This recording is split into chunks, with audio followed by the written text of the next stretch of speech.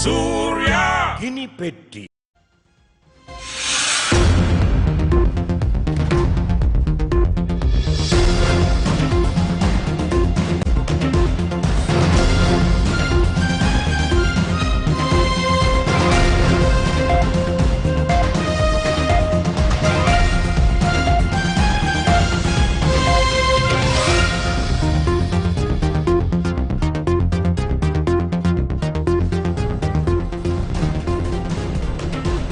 Hello there, very good evening and welcome to Primetime News here on Newsfirst, where the people come first. You're joining me, Naveksha Gunasekara, and we start off by taking a look at your headlines.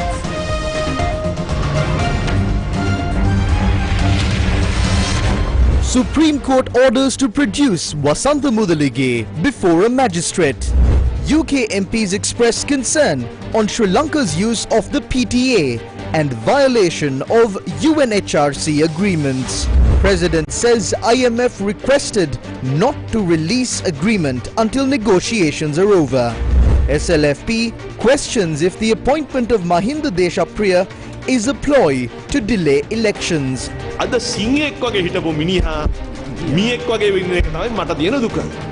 Court orders to expedite investigations into Diana Gamage's citizenship.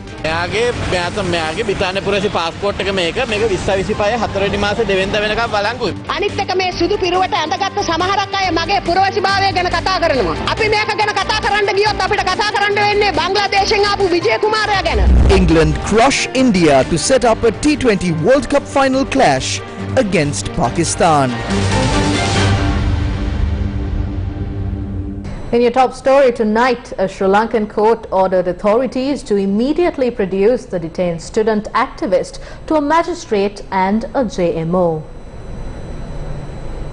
Sri Lanka's Supreme Court on Thursday ordered for the convener of the Inter-University Students' Federation, Wasantha Mudalige, to be produced to a magistrate immediately. In addition, the Supreme Court also ordered for Mudalige to be produced to the Judicial Medical Officer of the Karapitiya Hospital. Wasantha Mudalige has been detained under the Prevention of Terrorism Act for 90 days, and the orders were made when fundamental rights applications challenging his detention was taken up on Thursday. The application was called up in the presence of Justices Vijit Malalgoda and S. Thurai Raja, who ordered for the examination of the FR petition to commence on the 31st of January 2023. The petitioner in the application is Wasantha Mudalige, and President's Counsel Salia Piris appeared for him in the Supreme Court. Wasantha Mudalige and two others are detained as per a detention order obtained by DIG Deshabandhu Tennakon from the Justice Secretary bypassing the IGP. The Supreme Court ordered to name the DIG as a respondent in the matter and granted permission to take the case forward against him as well.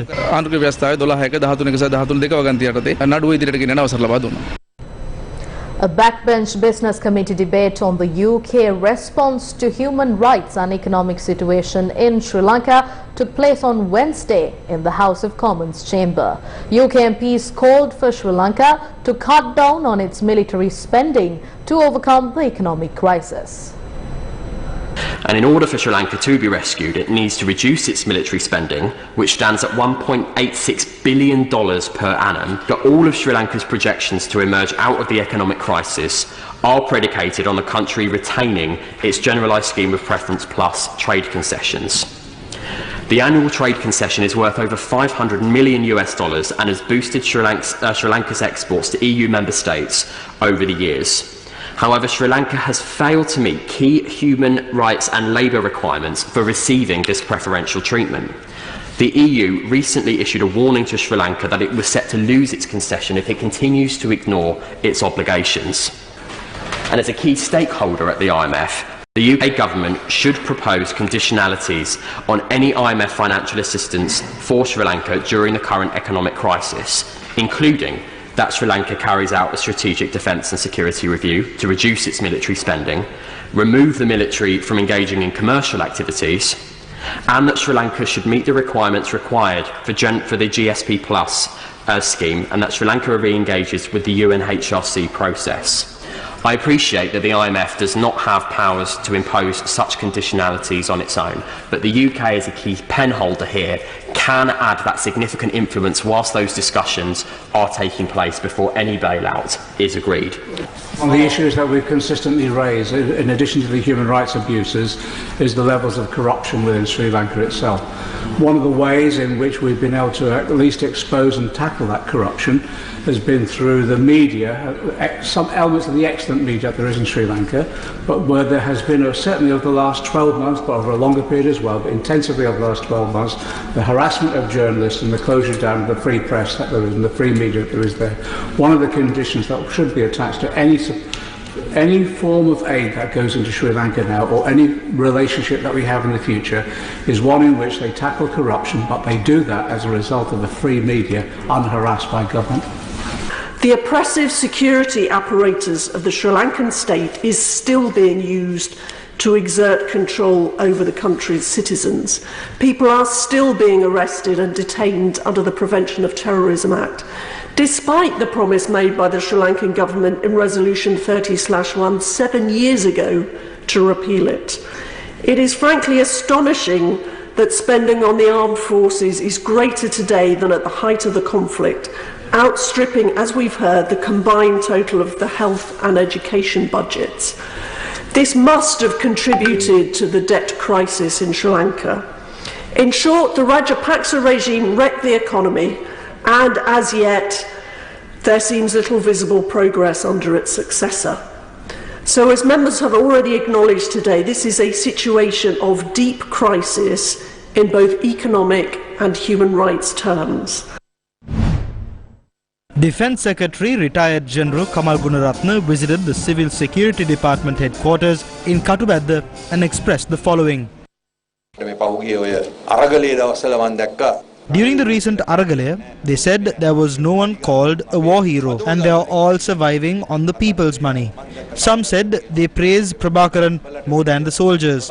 Those who pointed their finger towards the armed forces weren't aware of the hardships their parents had gone through during the terrorist war. Bear in your mind that the peaceful atmosphere that we relish today, sacrificing our youth, was brought about not only for us, but also for the rising future generation.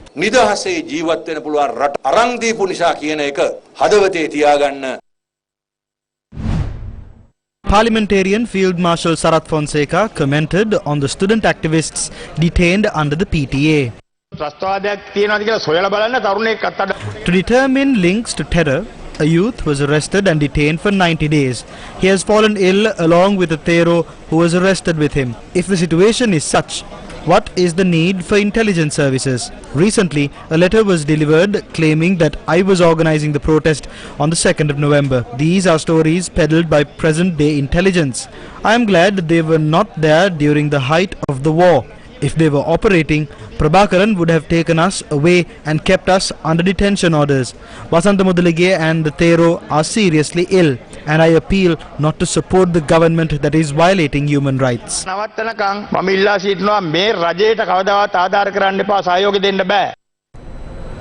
Organisers of the memorial at the Aragalia protest site allege that an organised group had disrupted their program at the protest site yesterday. A remembrance program was organised at the Aragalia protest site on Wednesday. A group who identified themselves as professional chefs had arrived at the location and objected to the program that was organised.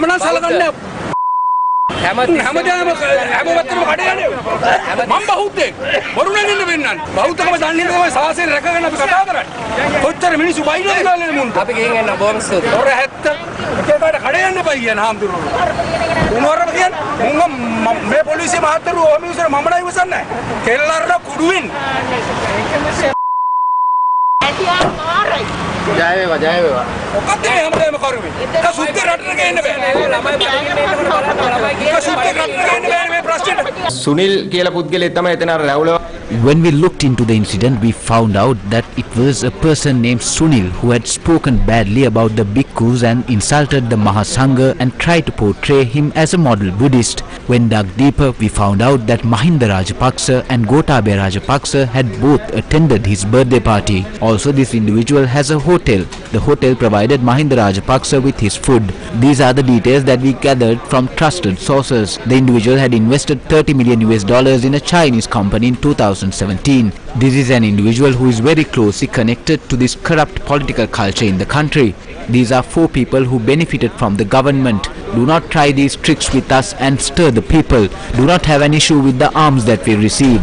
The people who want to donate arms will do so. These people who don't donate anything are the ones who are concerned about the arms that the terrors receive. No matter who comes and says what, we cannot be intimidated. Just because a dog bites you, we will not bite the dog in return.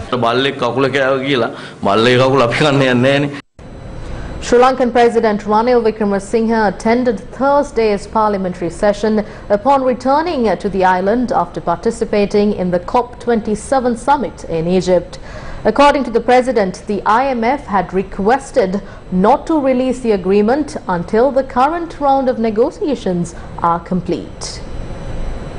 We should give to those countries that are having serious problems on food scarcity the same terms that the IMF gave to Ukraine. Ukraine was fighting a war with Russia. These people are fighting a war for survival. So we should ask the West to give the same support that was given to Ukraine. So these are major issues which will be a part of our foreign policy and our environment policy in the coming area. I was very happy when the chief whip of the opposition referred to Geneva, because I think this is the very basic right, the right to live of this generation, the younger people, those who will be 40, 15, 20, 50, whom we are talking, and the unborn. So if you are going to ignore the rights of the youth, the younger generation, and of the unborn, that is the worst genocide that can happen. The President also commented on the people living in the north and debt negotiations. Meanwhile,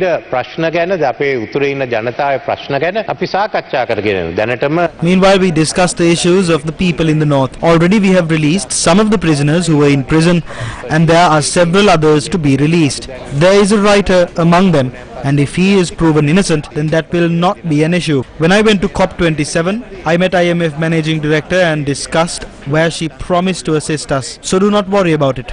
Therefore, we have only got to discuss with China and India. China asked us to commence talks after their party convention. Now talks have commenced. I requested both the countries to finalize it by the end of December. I met with the head of the World Bank as well. November, December මාසෙන්වත් බලමු මේක අවසන් කරන්න කියලා. ලෝක බැංකුවේ සභාපතිතුමත් හම්බුණා. මම ඔබතුමාගේ අහන්නේ මේ අයවැයට කලින් අපිට ජාත්‍යන්තර අරමුදල් අරමුදලත් එක්ක අත්සන්කරපු ජීවිසුව පාර්ලිමේන්තුවේ ඉදිරිපත් කරනවාද ජනාධිපතිතුමා? මොකද ඒක වැදගත්. චීනය, ඉන්දියාව. මේ දෙක පැරිස් ක්ලබ් එකේ සමාජිකයන් නෙමෙයි. එතනත් සංශෝධන වෙන්න පුළුවන්. ඒ ඔක්කොම කරායින් පස්සේ මම කියන්න. Honorable Chair, if the agreement is stable before the budget, it will be very helpful. Then we will know where we are heading. I don't. IMF says don't release it till we finish this round of negotiations. It won't be. Don't worry. We are not. I mean, I won't put anyone into trouble. No, agreement has been signed and finished. We must get the others to sign. If there's a change, we'll come back to you and tell you. But so far, we don't know what China and India has to say, I don't think.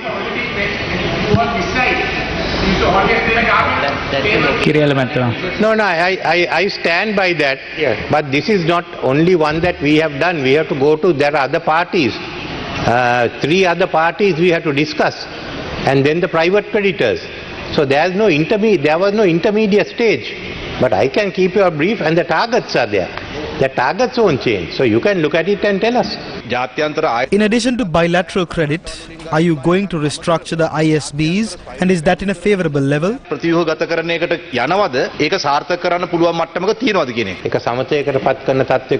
Once we reach an agreement with bilateral creditors, I don't think we will have an issue with other creditors.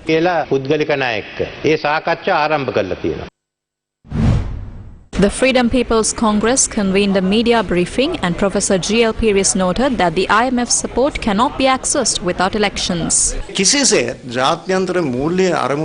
We cannot be hopeful of IMF support in the absence of elections. That is why we managed to bring all opposition groups and parties to one common platform, and we cannot allow to delay the elections. There is a clear faith in the unity in the opposition, and it will be decisive. When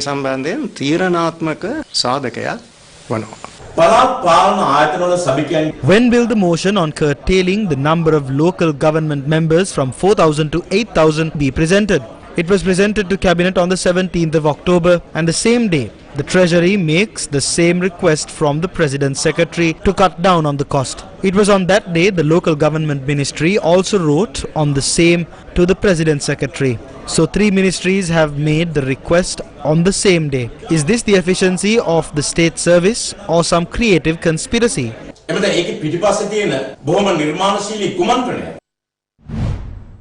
The Sri Lanka Freedom Party says that the appointment of a new delimitation commission is an attempt to postpone the local government elections.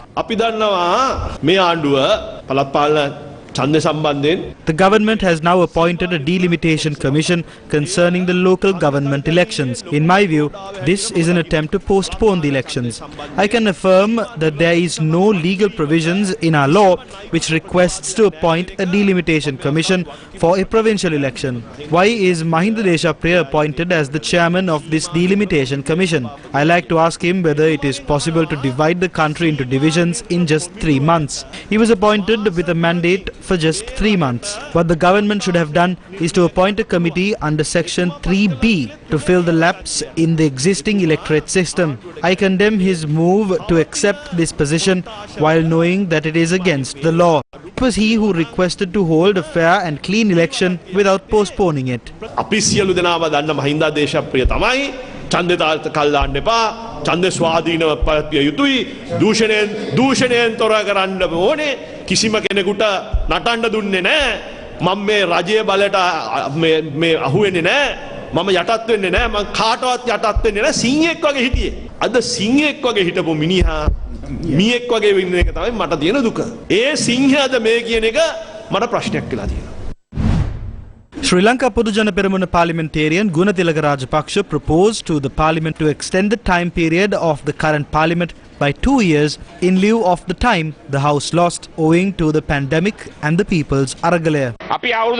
We came here with the mandate to be in power for 5 years. We were under a 2-year lockdown due to the pandemic and we couldn't hold any parliamentary sessions for 6 months owing to the Aragalia. People gave us a mandate to remain in power for 5 years. Therefore, I request to extend the time period of this house by another 2 years. We came here to work for the people, but we never had any chance to do any work for the people. A protest against the economic crisis, repressions and cost of living took place in Kolpiti this evening. However, police officers informed the protesters that they were not permitted to protest in the area. Thereafter, the protesters dispersed.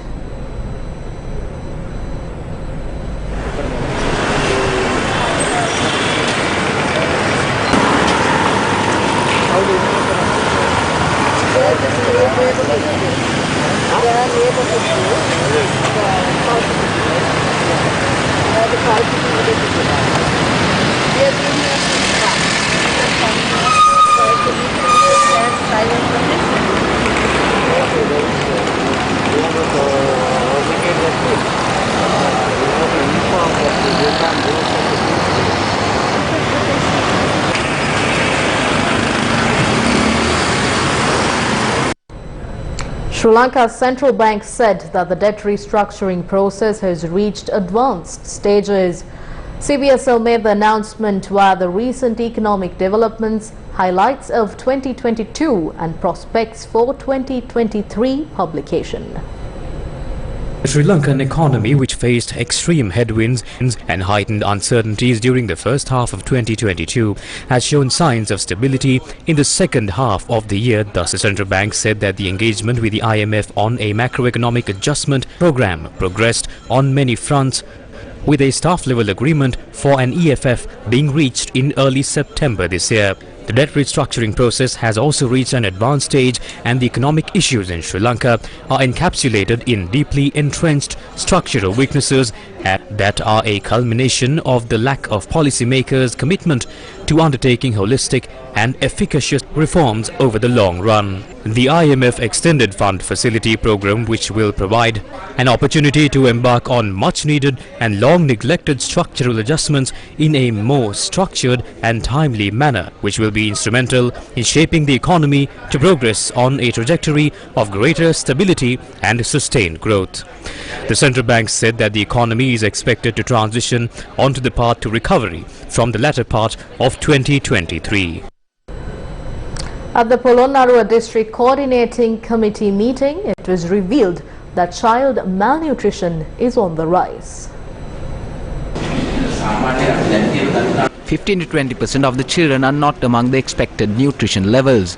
This is because they do not get the required amount of food. Since 2019, the situation has worsened. 53% of the children are lacking nutrition in this district. The main affected areas are Siripura and Aragalia.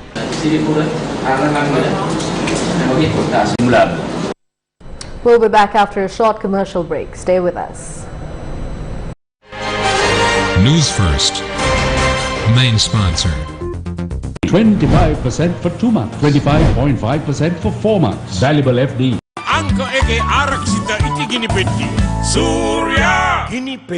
A trusted place for your fixed deposit. Valuable FD. 25% for 2 months, 25.5% for 4 months. Valuable FD, the symbol of stability.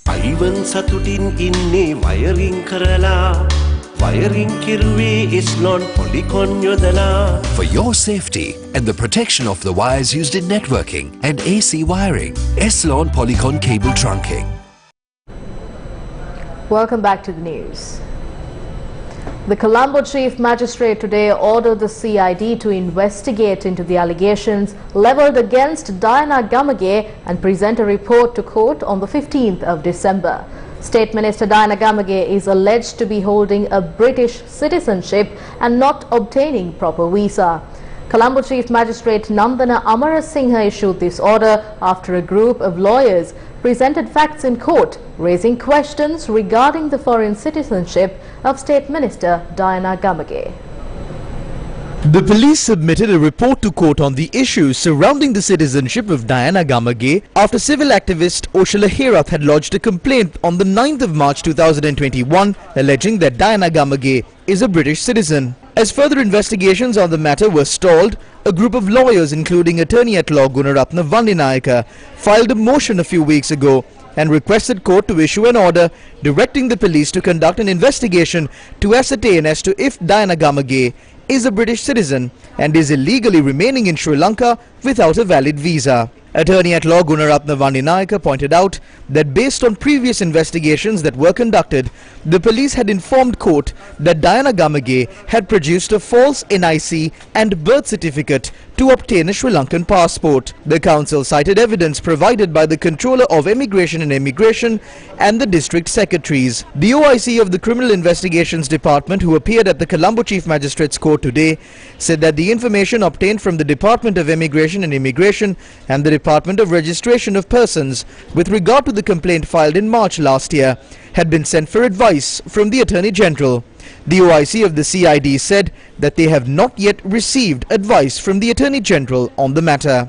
The council who filed the motion to take up the matter questioned the CID as to why they were not arresting Diana Gamage if she was in Sri Lanka illegally. After considering facts, the Colombo Chief Magistrate Nandana Amarasinghe has said that as criminal charges are being investigated, progress of the investigations must be reported to court at least once in every 2 months. The magistrate stressed that, however, the fact that the CID is not acting in such a manner is problematic. Counsel representing the initial complainant Oshala Herath was also present in court today. This is her British passport. This is valid until the 2nd of April 2025. She came to Sri Lanka in 2015 on a tourist visa. Her visa has not been extended. I have details of all of these, but despite all of this happening, no action is being taken.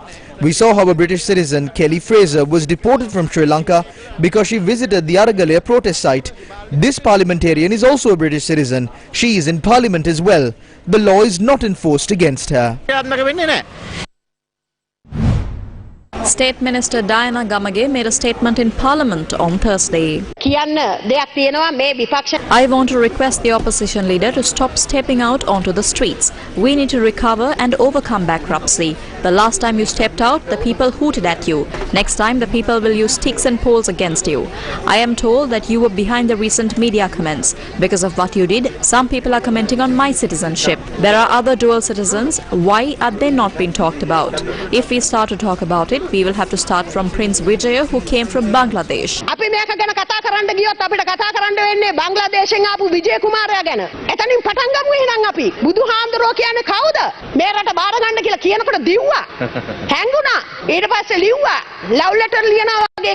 When you were asked to take over the reins, you ran away and hid and started writing love letters. Do not attempt to sling mud at me. I am not bothered by it. Allow us to take this country forward.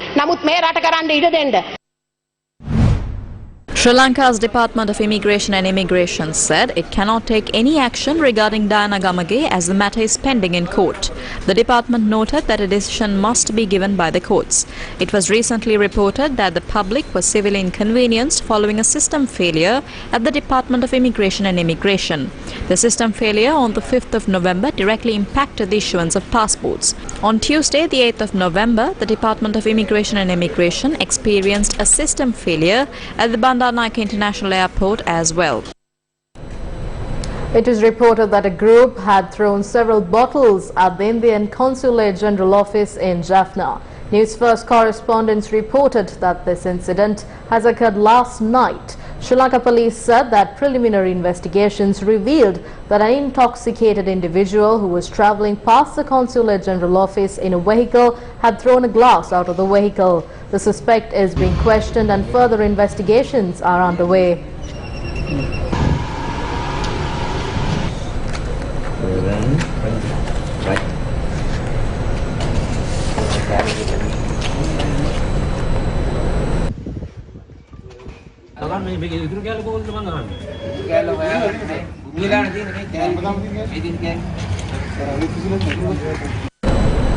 Opposition MP Mujibur Rahman commented on the April 21st terror attacks in Parliament.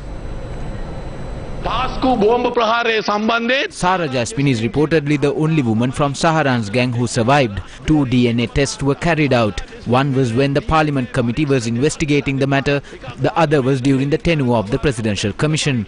Both tests confirmed that her remains were not among those recovered in Kalmune. The former Minister of Public Security also called for a 3rd DNA test, citing doubts over Sara Jasmine's death. The results revealed that her remains were not among those buried. That means she is still alive. The OIC of the Kalawanchikudi police, Abu Bakr, who helped Sara Jasmine to escape to India, is still in the custody of the CID. The issue we have is this: rather than looking for Sara Jasmine, they are trying to confirm that she is dead. Why? Sara Jasmine marunai කියලා තාවුරු කරන්න මහන්සි වෙනවා. ඒකයි මට තියෙන ප්‍රශ්නේ. An opposition lawmaker questioned about the delay in bribery investigations filed by them over the sugar tax scam, among others. Look at the continuing scandals that are and allegations that are taking place, even now, even in this bankrupt state. Look at the coconut scandal that took place. Look at the sugar scandal. We actually, as Samagi Janabalavege, Samagi Tarunabalavege, Honorable Chairman, we went to the Bribery Commission and made a complaint. It's been 2 years now. We still haven't got any results as to what's happening with that investigation. There is nothing that they have notified any of us as complaints, as the complaint went, as to what's going on with that investigation, Honorable Chairman. Honorable Chairman, we say that we are one country with one system of law. However, sadly, we are 2 countries with many systems of law. One for the rich and the powerful, other one for the poor, downtrodden villager who lives in maybe in some remote place in Polonnaruwa or Ampara or any of these places, if a villager picks up a coconut from the neighbors, then the full extent of the law will be extended to him. He will have to face the full consequences of it. This is what we must change in this country. We need an anti-corruption law in this country, but we are still waiting for that. The Muslim divorce law, the Candian divorce law, we need to have new laws in place so that this country will have a unified system. Look at the number of rape cases. I think, Honourable Minister, we are one of the highest in terms of data. The highest number of rape cases happening in Asia is in Sri Lanka. It's a very sad state. Again, look at the suffering of school children, the sexual abuse of school children. Look at the plight of school children today. Animal cruelty. TNA MP Shanikan Rasamanikam claimed that successive governments have always tried to undermine the provincial councils. If you look at all the most of the developed nations in the world, devolution has been used successfully in those countries. Unfortunately, in Sri Lanka, devolution has always been used as something, as a white elephant. Now, if you look at the 1987 Provincial Council, the Provincial Councils were introduced to this country in 1987, and it was done through the Indo-Lanka Accord. But I feel that since 1987, successive governments have tried to undermine the Provincial Council. Successive governments have done their best to show the country that this provincial council system is a useless system, that it's unnecessary, that it's a double entry system, that it's unnecessary cost for this country. There has to be a dialogue, and all communities in this country need to agree on some sort of power sharing that will work positively for this country. So Ivan Satutin inne wiring karala. Wiring kiruwe Eslon polycon yodala. For your safety and the protection of the wires used in networking and AC wiring, Eslon Polycon cable trunking.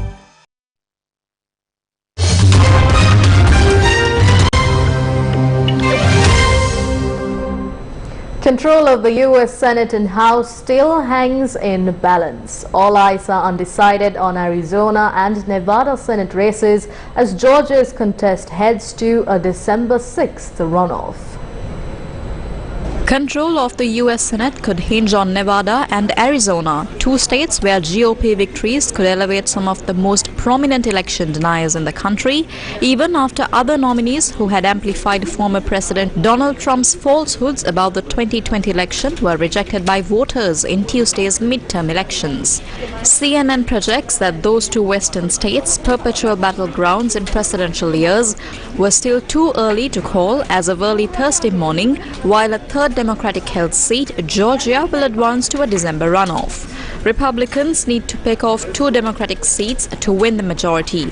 As ballots continue to be counted across the country, Republicans appear to be slowly inching towards the 218 seats that would deliver them a House majority, one that's much narrower than they'd hoped. 10 people have been killed and several others injured when a fire swept through the cramped lodgings of foreign workers in the Maldives capital, Male. However, no Sri Lankans were among those affected. Maldivian officials on Thursday said 10 bodies were recovered from the upper floor of a building destroyed in the fire, which originated from a ground floor vehicle repair garage. A security official said the dead included 9 Indians and a Bangladesh national. Maldivian political parties have previously criticized the living conditions for foreign workers, who are thought to make up about half of Male's 250,000 strong population and are mostly from Bangladesh, India, Nepal, Pakistan and Sri Lanka.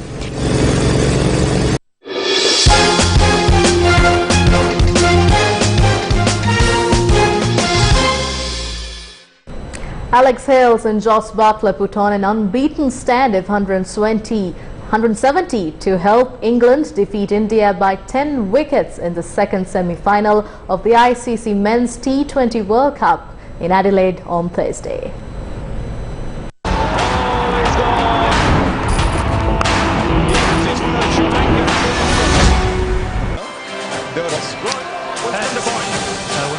India had a difficult start to their innings as they lost the wicket of KL Rahul early. Virat Kohli and Rohit Sharma tried to build a partnership, but some really tight bowling by the England bowlers didn't allow them to score at a swift rate. Rohit departed for 27 from 28 deliveries in the 9th over of the innings. Surya Kumar Yadav also perished soon for 14. But Kohli and Pandya stuck around and took the game deep, just after scoring his 50 in the 18th over.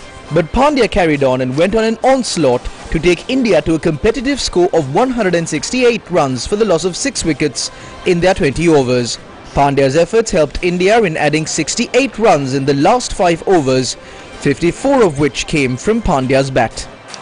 Alex Hales and Joss Buttler, England's opening duo, put on a stellar show in Adelaide as they went on to charge against the Indian bowlers right from the beginning of their innings. It was Hales who smashed the Indian bowlers earlier in the innings as Buttler played the second fiddle. But the English skipper joined the party in the second half of the innings as soon as England got a firm grip on the match. Their partnership helped England in chasing down 169 runs with all 10 wickets in hand and 24 balls to spare. Hales remained unbeaten on 86 from just 47 deliveries, while Buttler scored 80 from 49 deliveries. That's high. It's over, Kohli. England win. England's massive win against India has helped them in setting up a T20 World Cup clash against Pakistan. Well, that's a wrap of primetime news here on News First, where the people come first. For all these stories and much more, visit our website www.newsfirst.lk. Thank you for watching. Good night.